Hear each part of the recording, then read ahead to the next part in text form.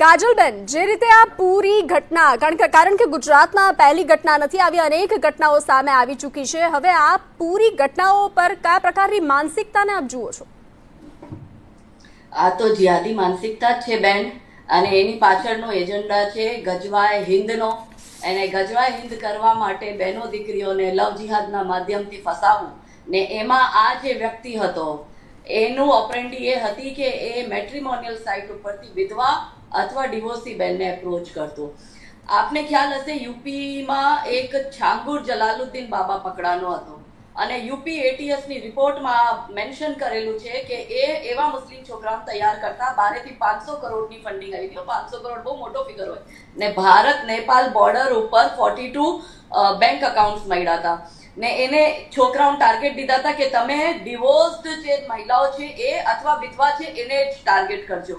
એમાં double benefit છે. શું કે જે ડિવોર્સ્ડ બહેનો હોય તો એને એના ભરણ પોષણ મળતું હોય, એના નામે એના જ્યાંથી ડિવોર્સ થયા હોય તો ઘર બહાર કંઈક કરતા હોય, એની આવક હોય કા એનું સ્ત્રી ધન હોય એ હડપવાની ઈચ્છાથી. બીજું જે કોઈ વિધવા બહેન હોય તો એની આખી પ્રોપર્ટી હડપવાની. એટલે બે હાથમાં આપણે લાડવા રાખવાના કે અહીંયાથી મૌલાના તો પૈસા આપે છે હિન્દુ બહેનો દીકરીઓને ફસાવવા માટે, અને અહીંયાથી વિધવાને ડિવોર્સ્ડ બહેનોને આપણે ફસાવશો તો એનું પણ જે સ્ત્રી ધન અથવા એનું જે માલિકીની પ્રોપર્ટી છે એના ઉપર બી આપણે કબજો કરી શકીએ. હવે પોલીસને અહીંયા શું કરવું જોઈએ? કેમ કે હું કેવલ સામાજિક કાર્યકર્તા નથી, હું લવ જિહાદ, લેન્ડ જિહાદ, ધર્માંતરના વિષયમાં 10 વર્ષથી ગ્રાઉન્ડ ઉપર કામ કરું છું. એટલે મને ખબર છે કે આની પાછળ બહુ મોટો રેકેટ છે અને મૌલાના મૌલવી એવા ત્યાંના ઇન્વોલ્વ છે.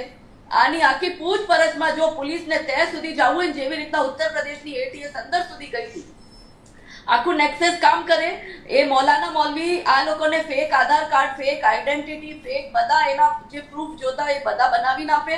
ઉપરાંત એ લોકોને પૈસા આપે ટ્રાવેલ કરવા માટે, છોકરીઓને ગિફ્ટ દેવા માટે. મેટ્રિમોનિયલ સાઇટ ઉપરથી એ લોકોને જે છોકરીને ફસાવી હોય એનો મૌલાનો જો છે એને ડેલી અપડેટ માંગે, ડેલી બ્રીફિંગ. અચ્છા, છોકરીથી ક્યાં સુધી વાત થઈ, તમારી સ્ટોરી ક્યાં સુધી પહોંચી, છોકરી મળ્યો કે નહીં, છોકરીના નંબર આવ્યા કે નહીં, તમે સમજો. પછી એના અંડર સુધી જવા પછી ખબર પડશે પોલીસને કે કયો મૌલાનો ઇન્વોલ્વ હતો ને કેટલો પૈસો બહારથી આવ્યો હતો. એટલે જો કર્ણાવતીની પોલીસ સાચે એના અંદર સુધી જાય તો ખબર પડે, અને મને વિશ્વાસ છે કે એકદમ જડ સુધી જશે.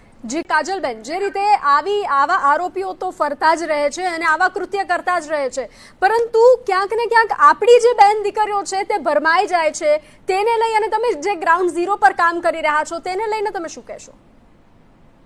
બેન, ક્યાંક ના ક્યાંક કનેક્શન હોય તો છોકરીઓ ફસાય. સપોઝ કે અત્યારે નાગપુરનો એક કેસ ચાલી રહ્યો છે કે એક આર્મી ઓફિસરની વાઇફ 25 વર્ષની, એ એક મુસલમાનના ચક્કરમાં ફસાણી, એના ઉપર તંત્ર ક્રિયા કરી, એનાથી ઘણું બધું પૈસો લૂંટો, પછી એના રેપ કર્યું, એનું જબરદસ્તી નિકાહ કરાવ્યો, એને કન્વર્ટ કરી.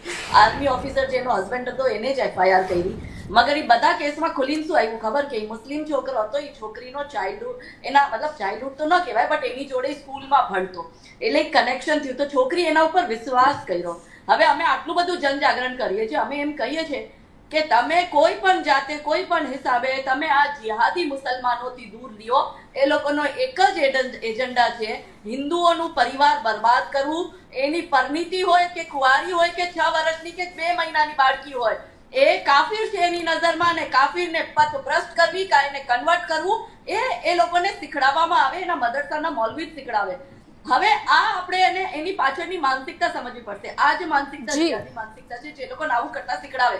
માટે હું બહેનો દીકરીઓને જનજાગરણના કાર્યક્રમથી તો હું કહેતી જ હોઉં છું, પણ હું પેરેન્ટ્સને બી કહું છું કે તમારા દરેક વ્યવહાર, આર્થિક વ્યવહાર બી તમે બને એટલા હિન્દુઓથી કા સનાતનીઓથી રાખો. અન્ય કોઈથી રાખશો ને તમે એને તમારું ઘરનો રસ્તો ને દ્વાર દેખાડશો તો આવું થવાનું જ છે. એટલે સુરક્ષા પોતાની કરવી પડશે.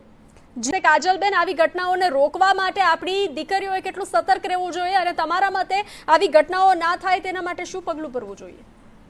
સૌથી પહેલા તો જનજાગરણ બહુ થવું જોઈએ, દર ઘર સુધી ખબર પડવું જોઈએ કે જિહાદી તત્વ શું કામ કરી રહ્યા છે, લવ જિહાદ શું છે. ઘણી લોકો લવ જિહાદ ખબર બી નથી. લવ જિહાદ શું છે, એની મોડેસ્ટ ઓપરેન્ડી શું છે, કયા સ્ટેજ ઉપર કરે છે, એની કઈ લોબી લાગી છે પર્ટિક્યુલર હિન્દુ દીકરીઓને ટાર્ગેટ કરવા માટે અથવા ગેર મુસ્લિમ છોકરીઓને ટાર્ગેટ કરવા માટે. એ દરેક ઘરમાં એ હોવું જ જોઈએ. જેમ દરેક ઘરમાં બધાને ખબર છે ને દીવાબત્તી કેમ કરાય, એવી રીતના લવ જિહાદ શું છે આ વિષયની જાગૃતતા આવી જોઈએ. બીજું કે કાનૂન આપણે ગમે એટલું બનાવી લઈએ, મગર દરેક છોકરીને કોઈ પણ જીવનમાં છોકરો આવે એનું પોલીસ વેરિફિકેશન કરાવો. ઘરમાં કામવાળાઓ રાખતા હોય તો આપણે પોલીસ વેરિફિકેશન કરાવીએ. એટલે તમારા જીવનમાં કોઈ પણ છોકરો આવે પોલીસ વેરિફિકેશન કરાવો. ત્રીજું, દંડ એનો એટલો બધો મોટો હોવો જોઈએ કે એને બેલ જ ના મળવી જોઈએ ગમે. પણ આ માણસ જોજો, હું જ તમને આપણે આ ચેનલમાં ડિબેટ કરશું, આ કેટલો વહેલો છૂટીને આવે ને હું તમને દેખાડીશ. માટે એને ચોથું મુસ્લિમ લોકોને ભેગું થઈને આવી રીતના ફતવો બહાર કાઢવો જોઈએ આવા લોકો માટે કે ભાઈ એનું કોઈ પણ વ્યક્તિ કેસ નહીં લડે મુસ્લિમ કમ્યુનિટીમાં, જો એ સાચે ભાઈચારો ઈચ્છતા હોય તો. મને તો ઉમ્મીદ નથી પણ ઈચ્છતા હોય તો. જી કાજલબેન,